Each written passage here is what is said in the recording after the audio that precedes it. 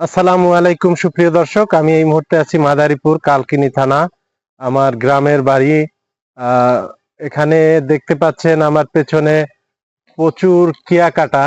আমরা যখন এই বাগানে ছোটবেলা ঘুরতে আসতাম, এই কাটা দিকে আমাদের খুব বেশি মনোযোগ থাকতো, কারণ কখন গায়ে লেগে কেটে যায়। দেখতে পাচ্ছেন এই দুই পাশে পাতার করাতের মতো ধারালো, হ্যাঁ, এই যে কাটা যুক্ত। তো এইটা খুবই আমাদের কাছে ভয়ের বিষয় ছিল। এই যে দেখতে পাচ্ছেন আপনারা, দুই পাশে করাতের মতো কাটা। এটি অনেক সময় হাঁটতে গিয়ে গায়ে লেগে আমাদের কেটে যেত। এই কারণে আমরা এই কেয়া কাটা গুলোকে খুবই ভয় পাইতাম তখন। আপনারা দেখতে পাচ্ছেন এখানে প্রচুর কেয়া কাটা। আমরা এই জায়গাটায় আসলে খুবই